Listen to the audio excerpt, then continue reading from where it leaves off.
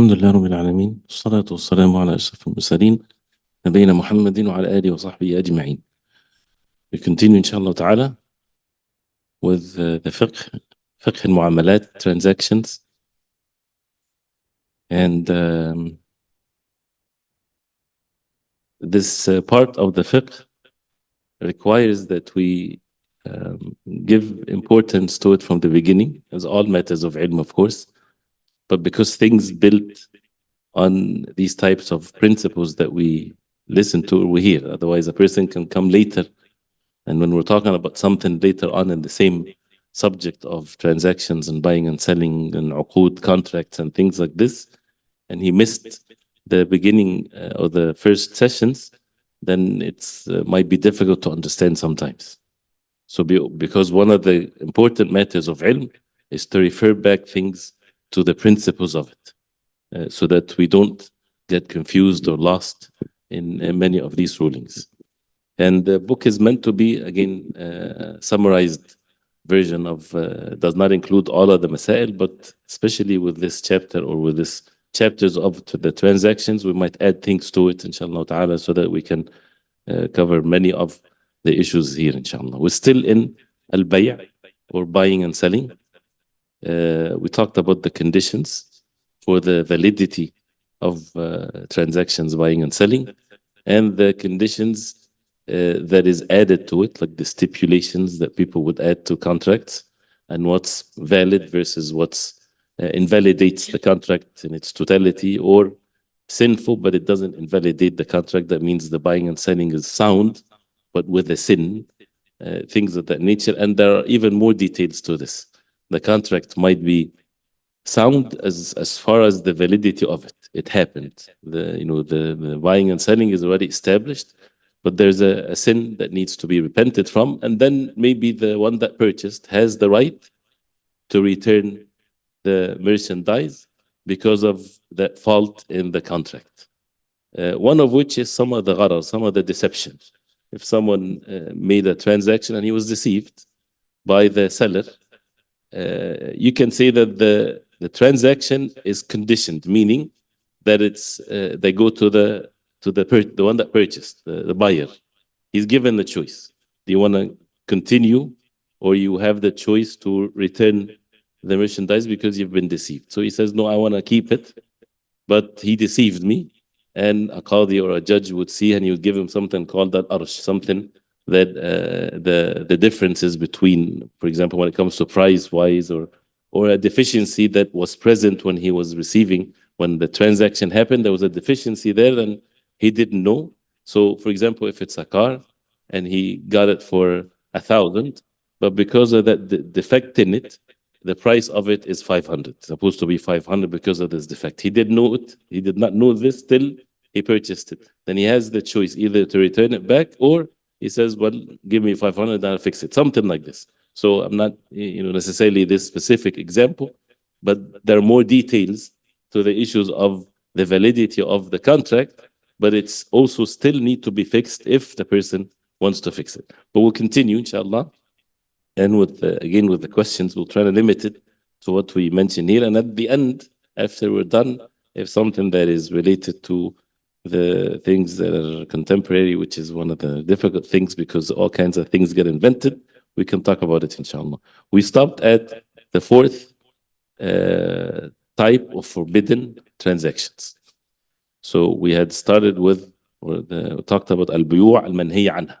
We're still in the subject of the buyu' or the transactions that are forbidden. We talked about al-mulamasa, wal-munabadha, wa bay'u al-hasa. Correct? النجس. Okay. بيعتان في بيع. Okay, mashallah. So we finished the first 5. Any questions in the first 5? بيع الملامسة والمنابذة والحصاة وبيع النجس وبيعتان في بيع. The last one was بيعتان في بيع. 2 بيعتان, 2 بيع, 2 buying and selling in one contract. So as we heard this, that someone, for example, as the example that he mentioned, بعتك كأن يقول, as a person would say, بعتك هذا على أن تبيعني أو تشتري مني هذا. I will sell you this with the condition that you would sell me something. I will sell my car to you, but with the condition that you sell me your house, for example. It's as a condition. So this is one form of it, which is not permissible. أو بعتك هذه السلعة ب10 حالة أو 20 مؤجلة ويتفرق قبل تعيين أحدهما, which is more common that the بيعتان في بيعة, that a person would say, I'll sell this merchandise to you for 10 حالة, that means now cash, or 20 to be deferred. This is their sitting discussing. If you pay cash, you get it for 10. If you want it to be deferred, then you make it for payments, it's going to be 20. And then they separate without knowing which one they'll continue with. And meaning the transaction already occurred. So he purchased and he doesn't really know is it 10 or 20. Because if he comes tomorrow, it's 10 with the money. If he comes after a month, so the price is not one price. It's endless prices. Even if it's few prices, it's still two price to one. That's the same thing as bay'atani fi bay'a. Two transactions in one, which is not permissible. So this is with most of the contracts that has payments. If a person purchased something and the price of the thing that he purchased is not clear. Did you purchase the house for 200,000, or by the time you finish the payment, it's 500,000? So regardless of the riba, which is the worst thing that can happen, riba is one thing, but also the price of the house is not clear, because it keeps on with the conditions. If you're late fees, you'll add this, will add that. So you're not really sure how much you purchased the house for. So this is all forbidden. Now, right. Right. While they're sitting negotiating, you can say anything you want. You can say, if you pay now, I'll give it to you for it. Like bargaining. If you want payments, then let me. And the person can calculate even according to the riba even. If people wait for 5 years, how much money they get. Of course, he's not going to do riba because he's not going to give loan with increase. But if, if I give it to you in 5 years, instead of 10, it's going to be 30. So which one would you want to have? So if he says, I'll take the 30 for 5 years. If he comes the next day and they agree to this, sign the contract, everything, no late fees, no riba, nothing, no penny more than the 30. The price of this merchandise is 30, but he has the ease to pay it throughout 5 years, for example. If he comes the next day and he says, I have 10 now, can you take it, and things like this, according to the contract, he's not obliged to do it. This is another mas'al. This is out of the goodness of the person. This is completely different situation, which they call it da'wa ta'ajjal. Person has loan. He has a loan, 100,000, and he's paying every month. But then he comes to the guy and he says, listen, it's very difficult for me. Can you just make it 50 and I'll finish it up now, and things of that nature? He says, okay, that's okay. If it's written in the contract, then it's haram, it's not permissible. And it doesn't have to be just written, it has to be not even understood from the contract. We know any tricks and things of that nature is forbidden. So if they discuss these things while they're sitting, but they have to, at the end, make one decision only, one price, and none of the conditions of the contract would lead to any increase to the price whatsoever. So this issue of floating interest and all of these types of things. Go ahead, Sean. Yes. Late fees in buying and selling is riba, is not allowed whatsoever. Late fees has certain situations where it's permissible if it's not based on loans. And when you purchase something and you have payments, that these payments are in the categories of loans. So you cannot add anything to it. Any loan is not permissible to add anything to it. But in a situation where you hire someone to remodel your house, and you have in the contract that he'll finish it after a month, and if he did not finish it after a month, you can put late fees on him. That's not a loan. This is something else. So the late fees in loans is what's haram. Okay.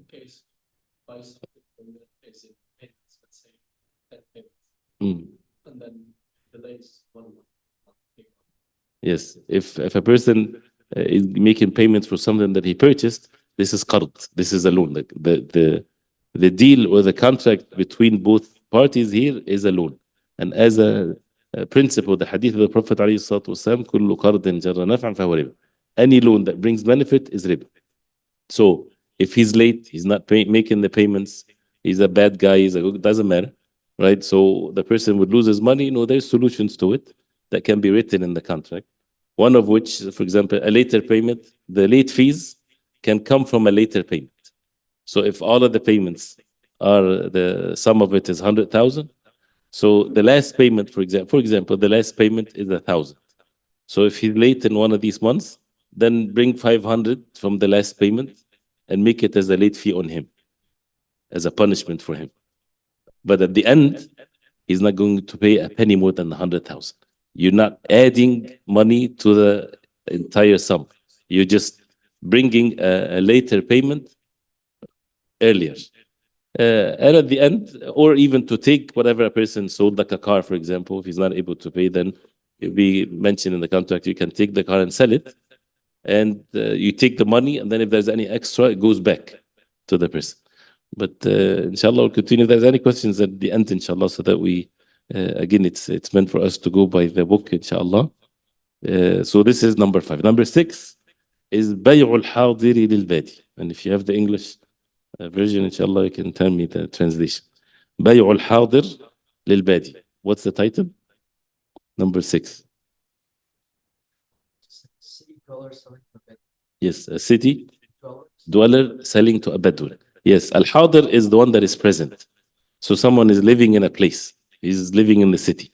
Al-badi from al-badiyah, from al-badu, the Bedouin.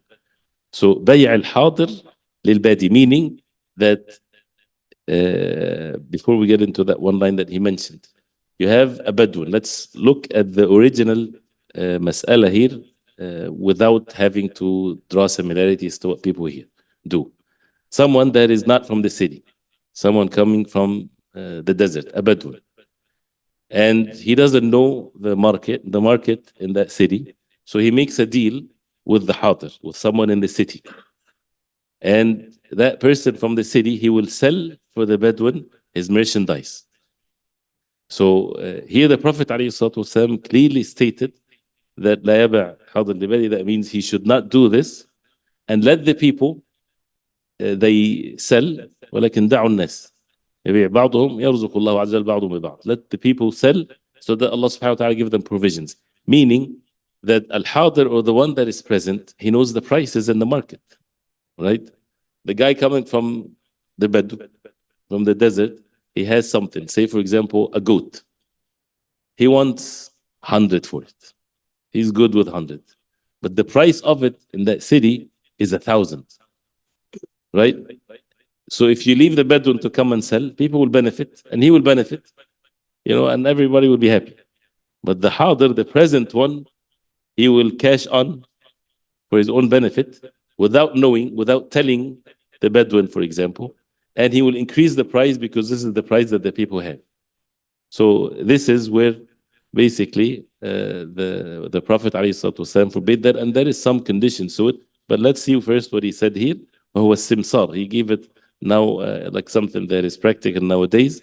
السمسار الذي يبيع السلعة بأغلى من سعر يومها. السمسار is the middleman, which is basically what the hadir would do. He's selling for someone else.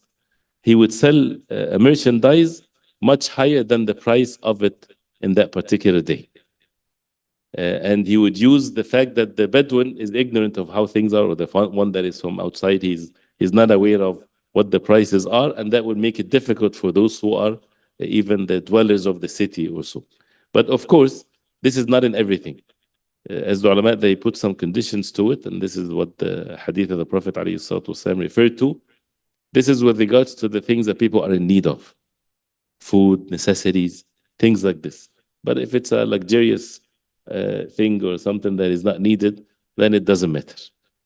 Also, if the Bedouin does not know the price, the dweller of the city, he keeps the Bedouin, he does not tell him how much he's going to pay and things like this, and he will make lots of money, in which if the Bedouin knows this, he would do it himself, or they would make a better deal or something like this. So that's why it's a form of deception, or a person is not knowing. But if they both know and they sell it right away without using the need of the people, especially if the people are in need of this matter. So this is their qut, this is their food that they eat every day, so that nobody would mess with the prices of things. But if it's something that is not of the necessities of the lives of the people, as long as he's not deceiving the one that is selling the product for. And the same thing applies for those who work as making commissions and things like this. You know, people lie, people hide, and defining the definitions or defining the relationship is essential in knowing what's halal and what's haram. If someone says to someone else, sell this car for me, you're going to be the one that sell it for me, he's acting on his behalf, and they would agree to a specific ju'ala or whatever he's going to get. They can make all kinds of deals with one another. He says, I'll give you that much money. It has to be clear. Or I want 1,000 for it. If you sell it for more, it's yours. Things like that, that's fine. But the person then he goes and he's basically acting on the behalf of the owner. So it is not permissible for him to do whatever he wants without the owner knowing, because he's acting on his behalf. So, and many other things can come as a result of this. So, بيع الحاضر للبادي. First of all, what we're studying here is the very specific, the raw example here. That al-hadir is the one that is present to sell on behalf of the Bedouin, the one that is not from the same place. And because of this would cause, again, jahala, or ignorance, or matters of deceptions, especially, again, with the matters that the people are in need of, the necessities like their food and things of that nature. The seventh point here is he says, بيع الرجل على بيع أخيه. بيع الرجل على بيع أخيه. What's the English translation? A brother selling against his brother in Islam. بيع الرجل على بيع أخيه. What does that mean? He says كأن يقول, as if he would say, لمن يريد شراء سلعة. Someone wants to purchase a merchandise ب10 with 10. He would say to him, عندي لك مثلها ب9. I have the like of it for you with 9. Come to me, I'll give it to you with less. And this is also something that can be widespread among people. Someone, again, imagine the simplest way of buying and selling. People in the market, physically present. And someone is standing negotiating a price of something that he wants to purchase. So, and someone is sitting there, he's dropping or whatever. He's standing next to him. So they almost agreed, or they agreed to a price. I'm going to give you this with 10. So someone comes in the scene and he says, if you come to my store, I give it to you with 8. This is haram. And of course, you know, the wisdom of it is very obvious. What's going to happen as a result of that? People become angry with one another. They have enmity towards one another. So بيع الرجل على بيع أخيه. He says, as this is, you know, something that the Prophet ﷺ forbade, and he even forbade as-sawm. When a person is bargaining, so someone else will come and say, come to me and give it to you with less. You know, the person should leave them. That's different than giving nasiha to someone. You know, this is exactly as it's mentioned, someone would benefit from this because he would sell the same thing with a cheaper price. And that's different than al-mazad or auction. Auction is permissible with certain conditions. But this is a very specific matter here that the Prophet ﷺ forbade, and he also forbade أن يخطب الرجل على خطبة أخيه. Someone intended to marry someone, and there's engagement, right? So he would go to the family, knowing, of course, he doesn't know, then he doesn't know. But knowing that that person is engaged to someone, so he go to the wali and says, you know, I want to marry your daughter. This is not permissible. And this is not marriage, of course. Marriage, of course, is haram. It's very obvious. They're not married yet, just engagement. And this is haram because this also brings the enmity and the shahna. And the hadith of the Prophet ﷺ in these types of things, he said, لا تحاسدوا ولا تناجشوا. And najash that we mentioned before. Do not have envy towards one another. Do not sell with a najash, that you increase the price when you don't have intentions to buy it. ولا تباغضوا. Do not hate one another. ولا تدابروا, do not give your back to one another, turn away from one another. ولا يبع بعضكم على بيع بعض. And none of you should sell against the selling of his brother. وكونوا عباد الله إخوانا. And be, O slaves of Allah, brothers.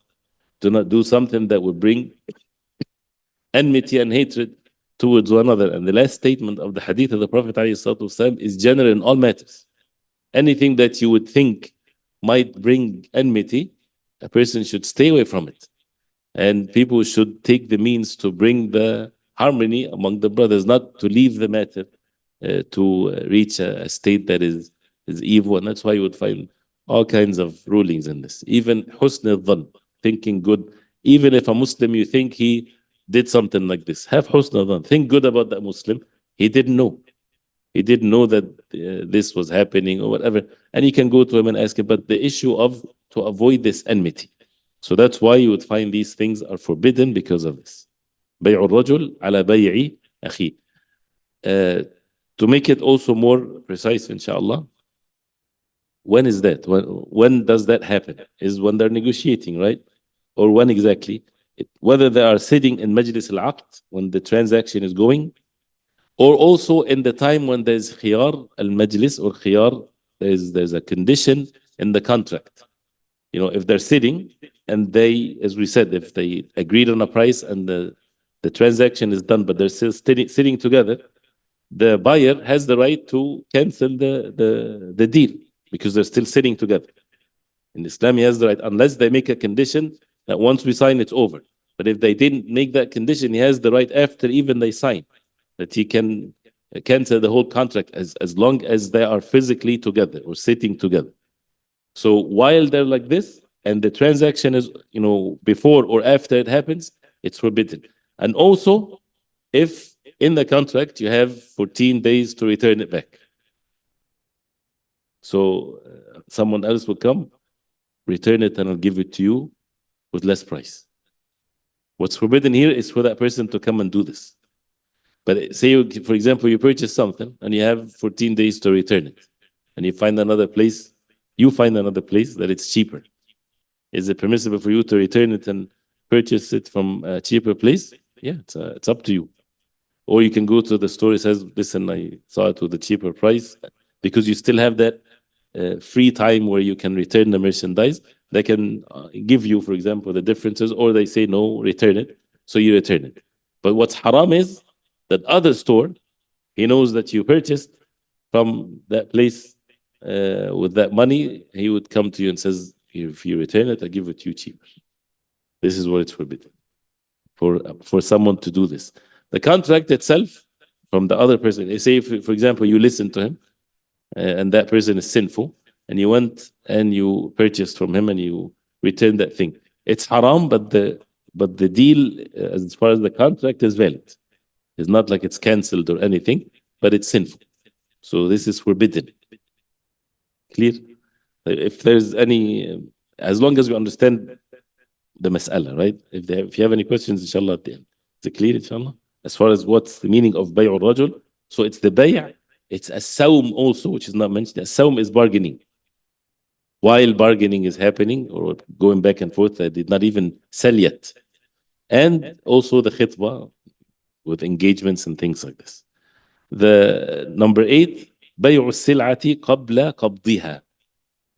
Bay'u sil'a, selling the merchandise before al-qabd. Al-qabd, what's the word used here in al-qabd? Before possession. And since, again, I want to make sure that this is clear. We're studying this not to know what's the ruling of this store is doing this or that condition and that kind of, this is not the goal here now. The goal is that we understand what is being mentioned and we picture it in the right way. So to have the right understanding of the perception of these masail. And at least the simple ruling of it. And it doesn't mean that we're going to figure all the different transactions that related to it. So that you can always refer to this. Because there are many things you would find out why this is forbidden because of this. Because of what's mentioned here. So what is this mas'ala? بيع السلع قبل قبضها. To sell something before you even have it in your possession. the subject of al-qabd is a huge subject. What does it mean to have it in your possession? Is it that you have to have it in your lot, or you already purchased it, or what is the meaning exactly of al-qabd? This is a detailed subject. But what's the original ruling of the mas'ala here? You cannot sell something that you don't have it with you. First of all, لا تبع ما ليس عندك. That's the hadith of the Prophet عليه الصلاة والسلام. Do not sell what is not with you. Do not sell what you own. This is a very obvious one. Do not sell something that you don't own, unless you're given the right to do so as a wakil. But for example, someone comes to you, you have a store to sell car parts, and he says, "Do you have this part?" Yeah, sure. And he purchased it from you. You don't have it, but you know you're gonna call someone, you're gonna send something, and they're gonna bring it to you in 2 minutes, right? There is major difference between saying yes, give me a second, or not even give me a second. Yes, I have it, or even without lying, you take the money from the guy and give me 1 second, and as if you're going to get the thing from the back, and you already had sent a message to someone in the next store, and he will bring it to you from the back door, right? And you take it and you give it to the guy. This is haram. Why? Because while you were making the transaction, you sold something that you don't own. While you're selling something that you don't own. But you can very simply, you can say, just give me 1 minute, or I can bring it to you tomorrow, or if you give me, whatever. But the thing is that you cannot sell the merchandise unless you, first of all, you own it. So you cannot sell what you don't own. And then this issue is beyond that.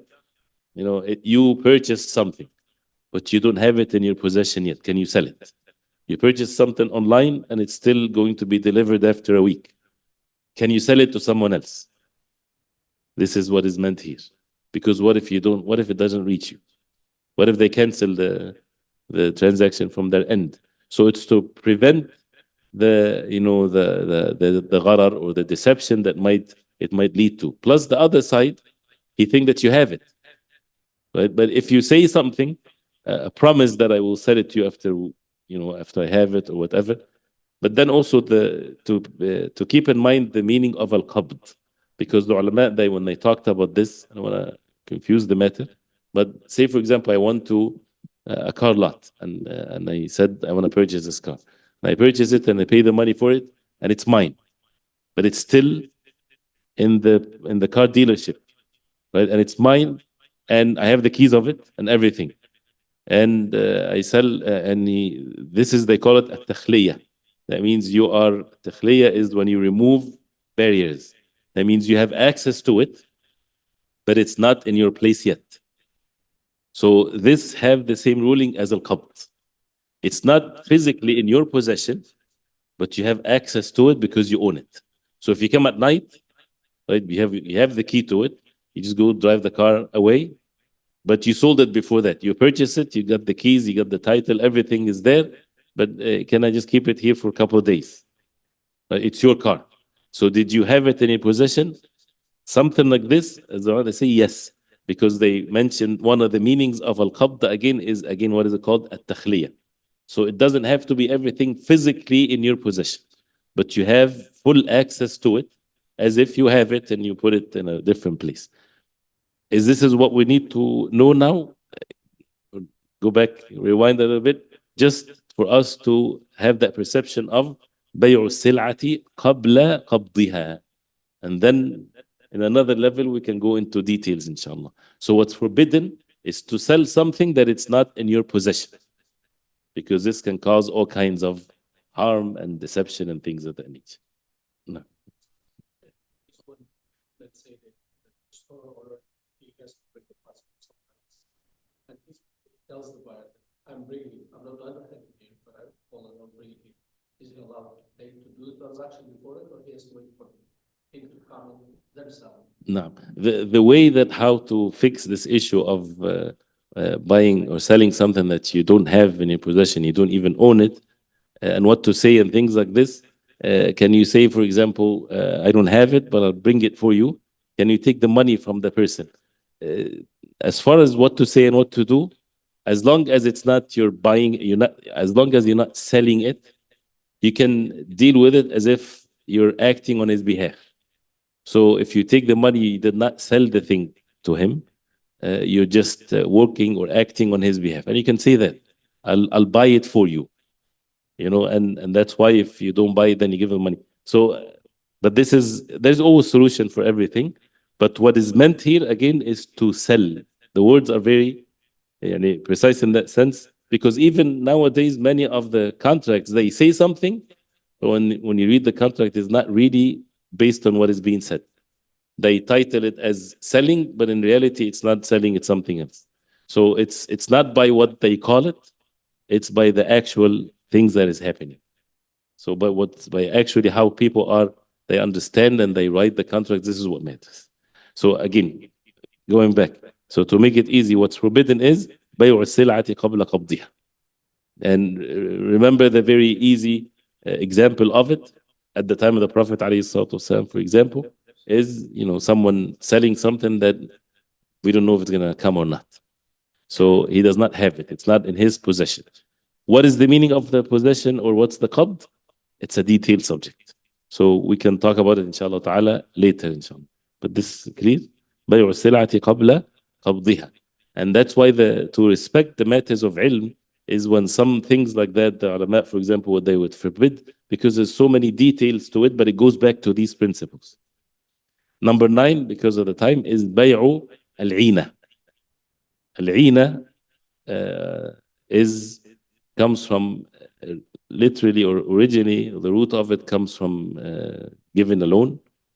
And also some said it comes from when someone أعان شخصا, when someone helps another person that he is in dire need, so he would make a trick for him so that he can get money in a tricky way. Something like this. But it refers, remember it with something that has to do with loan, because it's very close to riba. And it's one of the ways that people do as a trick to go around the riba. And there's so many examples to this.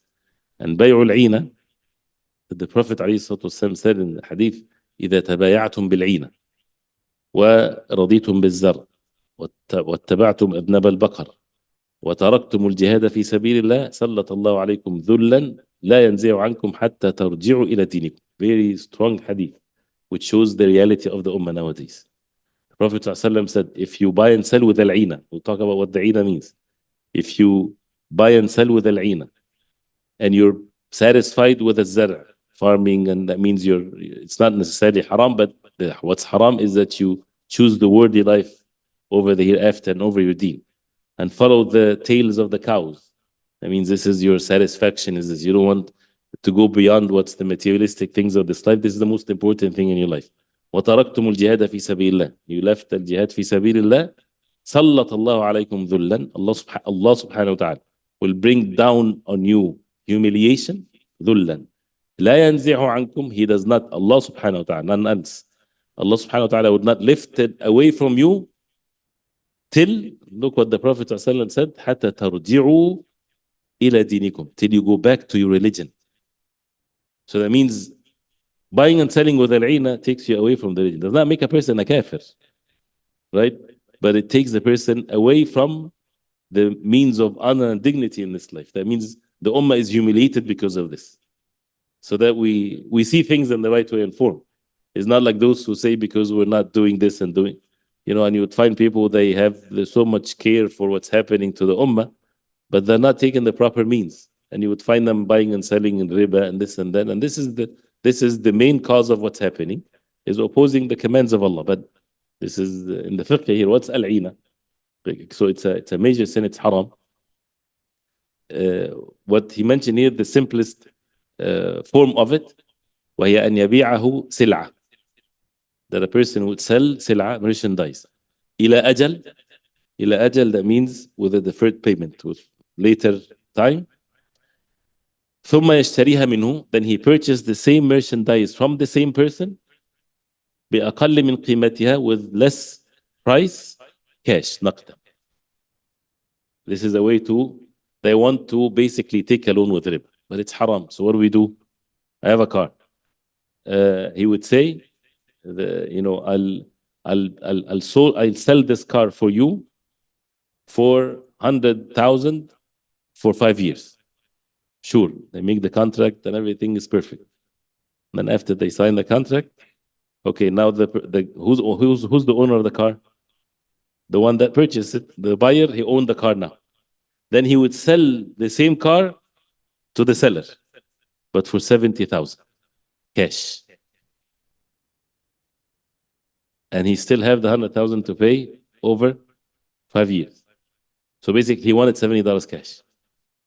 He doesn't have $70,000 cash. Okay, so for you to understand what it means, I don't know why am I choosing 70? Let's see something. A person wants 50,000 cash. Okay, he doesn't have the money, so he would go to someone that sells something that is, say, worth 50. He says, "I'll purchase it from you, but with payments." That means he's gonna pay nothing, right? He's gonna take it from him for 100,000 over 5 years. So he has a loan now of how much? 100,000. Now he has something worth 50,000, but it's with the price that, because it's deferred and it's halal, no riba or anything like this. Then he goes around to the same person. He will make another transaction. He would sell then now this car to the original owner, and he has with the 50,000 cash, right? So that means the original owner will give him 50,000. So the guy in the same day, he returned back home with how much? 50,000. He went with zero. He returned with 50,000, but he has the loan for 100,000. It's exactly like he went to the guy. Forget about the car. He went to he said, "I want a loan for $100,000 dollars. I'm sorry, I want a loan for 50,000. That you give me 50,000, I'll pay it to you after 5 years. Sure, with riba, 100,000 loan. He takes the 50,000 and he go back home and he has a loan for 100,000. It's exactly as Abdullah ibn Abbas, he said, مال بمال بينهما حريرة. It's money versus money, but between them is a piece of cloth just as a trick to go around the riba. So this is bay'ul 'ayn. When you look at it from a perspective of buying and selling, what's wrong with that? If everything is halal, I went and I purchased a car for 5 years payment, and it's no late fees, riba free, everything is perfect, and I'm now the owner for it. And then in the same or the next day, whatever, it doesn't matter. The guy will purchase it back from me with lesser price, but this time he will give me cash. This is da'in. And this is, as the hadith, as we heard, humiliation upon this ummah because of this. So imagine if it's clear riba. What would be then the situation? That's where the harb, the war from Allah and His Messenger sallallahu alaihi wasallam against those who deal with it. So this is hila, or people invented a trick to go around the riba. They don't have any intentions of merchandise or whatever. They just wanted to have money. And to complete that understanding, is it clear? I hope it's understood. Yeah. To the same person. So it's two people. They make the deal with one another. But if it's to someone else, this is the mas'ala called at-tawarruq. We didn't take it yet. At-tawarruq meaning that imagine the same situation but with a different person. Meaning that you went to someone and you purchased a car from him over 5 years with payments. You don't have any money whatsoever, and it's all halal, no late fees, nothing whatsoever. And you signed the contract and you took the car and you left. Now you have to make payments for 5 years for 100,000. Then you're not really into buying the car. You want money.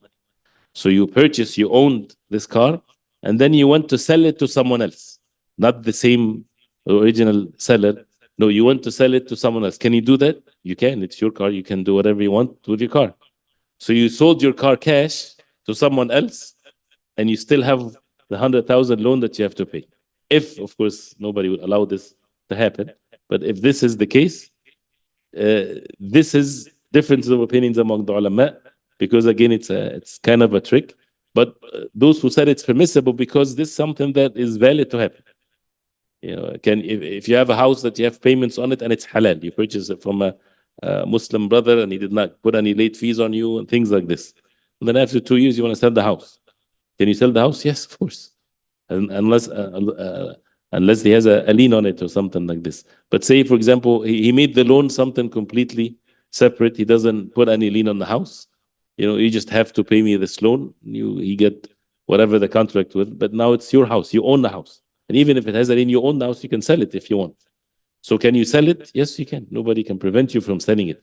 But what some had forbidden is because if you're going into the original transaction with this intention that you're not really buying anything, you just want money.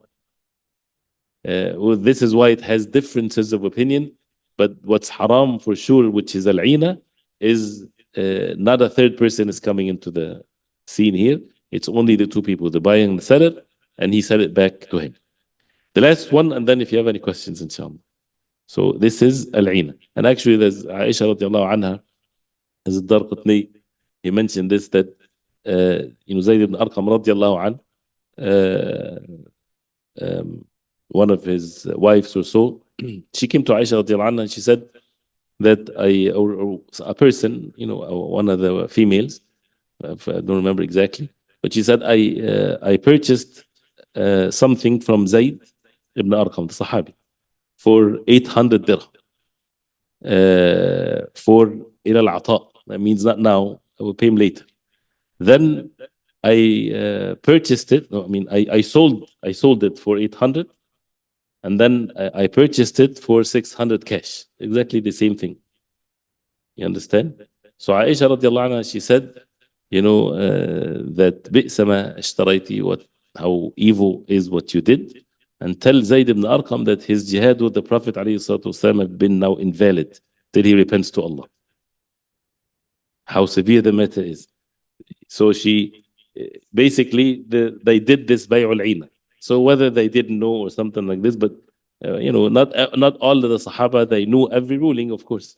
So it's not to say anything bad about Zayd ibn Arqam radiallahu anh, but she told her to tell him that this is haram, and she said it like this to see the strength of how this is something that is forbidden till he repents to Allah subhanahu wa ta'ala. That means to avoid this transaction that they did.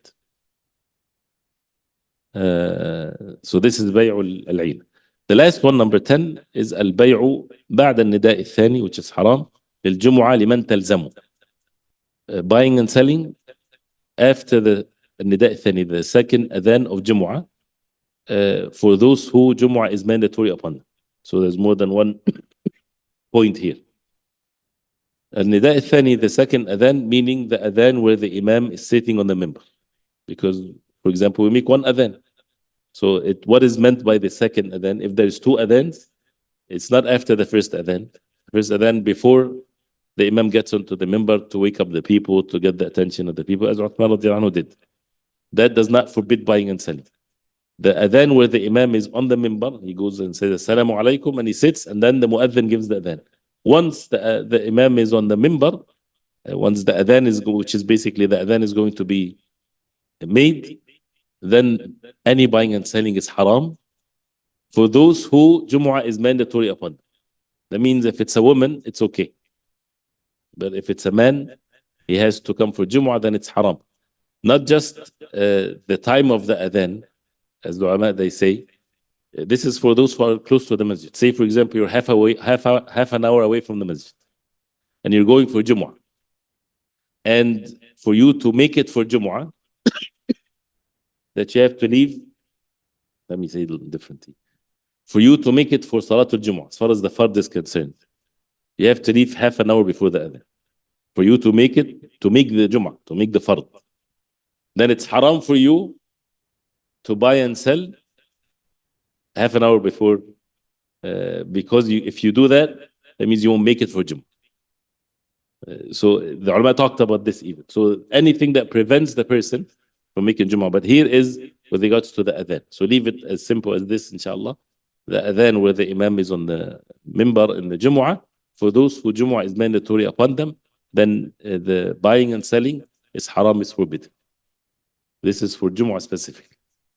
So this is the 10th point here. We'll take the hadith quickly, inshallah, and if you have any questions, please, we can do that, inshallah. Hadith number 72. Easy to memorize, inshallah. Hadith number 72. Hopefully those who are online are following. With the transactions also, I hope it's also clear for those who are not present. But if you have any questions, inshallah, you can have your questions. But again, we start first with the questions that is related to what's written. So not bringing new forms of transactions or I did this. We're talking about what's to understand what we mentioned first, inshallah, to make sure that you understand everything that is being mentioned here in the book, these masail, to perceive it in the right way. And then other things, sure, inshallah, if I have an answer to it, but that's comes next, inshallah. And sure, you can do it now. You can send the question now, inshallah, if you have time. So let's say the hadith. Everybody's there. I repeat, inshallah, after me. عن عمر رضي الله عنه قال قال رسول الله صلى الله عليه وسلم ما منكم من أحد يتوضأ ما منكم من أحد يتوضأ فيسبغ الوضوء ثم يقول أشهد أن لا إله إلا الله وحده لا شريك له وأشهد أن محمدا عبده ورسوله إلا فتحت له أبواب الجنة إلا فتحت له أبواب الجنة أخرجه مسلم والترمذي وزاد اللهم اجعلني من التوابين واجعلني من المتطهرين. So this hadith reported by Umar radiallahu anhu that he said, the Messenger sallallahu alayhi wasallam said, ما منكم من أحد. There is none of you. ما منكم من أحد. And now we get used to these types of style of statements. That means whatever comes after that, nobody can miss it if they want to. They won't miss the reward if they apply this action. ما منكم, none of you. None of you that would make wudu. So it gives the exclusiveness of it. يتوضأ, makes wudu. فيسبغ الوضوء. To make the wudu thoroughly, to perfect the wudu. إسباغ الوضوء. There is إسباغ wajib. There is a mandatory إسباغ, or making the wudu perfectly. إسباغ is when you cover something. So to the mandatory part of the wudu, that is to be إسباغ, that means what's mandatory in wudu to be done perfectly. And there is إسباغ مستحب.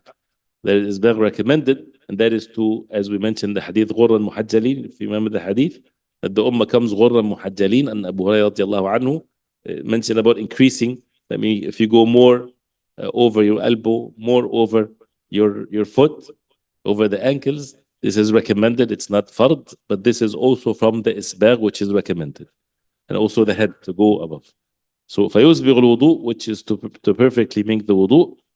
ثم يقول, then he says after the wudu, أشهد أن لا إله إلا الله وحده لا شريك له وأشهد أن محمدا عبده ورسوله. The person says this, that he bear witness that there is no one worthy of worship except Allah, and bear witness that the Prophet ﷺ is the slave of Allah and the messenger. What's the reward? إلا. So this is the answer of ما منكم, right? None of you would make wudu, perfect the wudu, then say, all of these things has to be done. أشهد أن لا إله إلا الله وحده لا شريك له. You have to not to forget وحده لا شريك له. وأشهد أن none, he's the only one, no partners with him.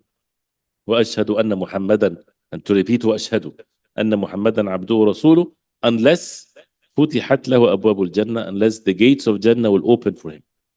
So this is something that happens every time a person do this. Allah subhanahu wa ta'ala knows best how that when everybody can be doing it at the same time, Allah subhanahu wa ta'ala is able to do all things. And if the gates of Jannah opens, that's a good sign. That means the person, then inshallah, by the will of Allah, he'll be from among the people of Jannah. And then this is reported by Imam Muslim and At-Tirmidhi. Wazad, who's Zad here? Who's the one that added this other narration? At-Tirmidhi. This is in Surah At-Tirmidhi. Allahumma ja'alni, and it's a sound also narration.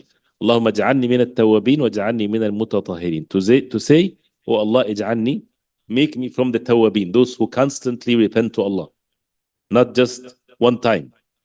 At-tawwabin, all the time. Make me from them.